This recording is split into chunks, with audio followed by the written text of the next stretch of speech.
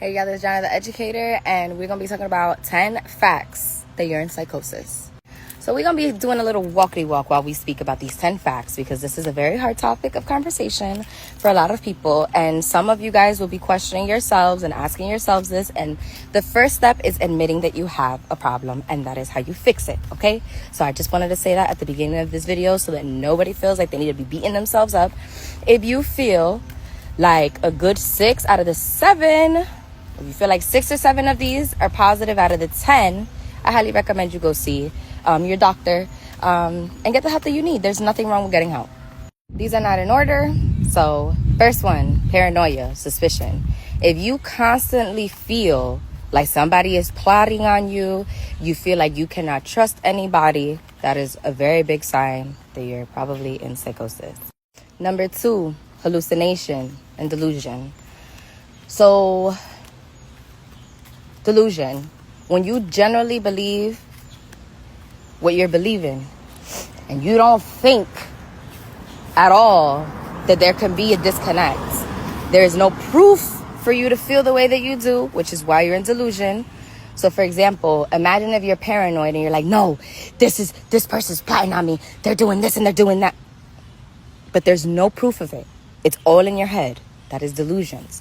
Hallucinations, when you start to see things, shadows, you start to see shadow figures in the middle of the night, or when you are really elevated, you start to see kind of like stars, that's hallucinations.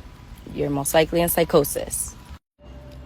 Number 4, disorganized thinking or speech. So when you can go from one topic to another, to another, to another, and there's no correlation or connection to them, that is disorganized thinking. So for example, I'm gonna give you an example of that. You're missing something from the inventory room, right? So you're speaking to, let's say, a supervisor, and you're like, hey, we're missing something from the inventory room, and you guys are having that topic, right? And then out of nowhere, let's say like your manager is speaking to you, and you guys are trying to figure out where is this item you guys lost. And then I don't know where you asked about what you're going to eat for lunch. And then when you ask about what you're going to eat for lunch, they're looking at you crazy because they're like, what? We were just talking about how to find a solution to what we just lost. Not only are you talking about lunch, but now you're also talking about how you just pissed off about your friend. Disorganized thinking. What are we doing? Sorry, y'all. I got real hot. Number 5, agitation. When you get irritated easily, agitated, you want to fight all of a sudden.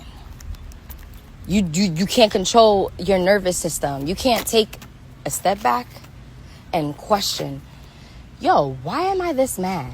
If you are generally irritated, I'm talking about you're an emotional liability. Like one moment you're good, the next moment you're not, and you don't know how to control your emotions or your nervous system, baby. Emotional agitation, that's a sign. Perdóname, gente, like I said, I got hot. Number 7. One of my favorite ones.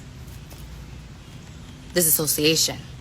When you disassociate to the point where you cannot correlate if this is reality or not.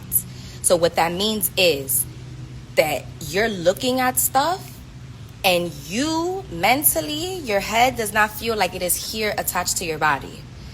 So disassociation, y'all know how that feels. When you guys get really, really, really elevated, you'll just look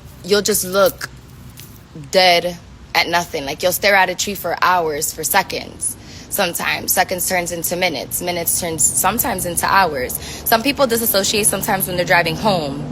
So if you are disassociating more than usual, like I'm talking about you're disassociating 80% of the time, you need to go see a doctor, and that is okay. I disassociated the fuck. So another one that a lot of people miss is behavioral changes. So if people start to do things that are out of their normal, peep that. If they start being irrational, if they start being stubborn, if they start being closed off, if they start isolating themselves. Also, I just want to say that those are signs of depression as well.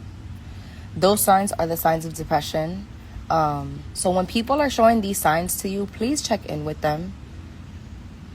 Anyone in your family, is this one specifically number 8, This goes across the board.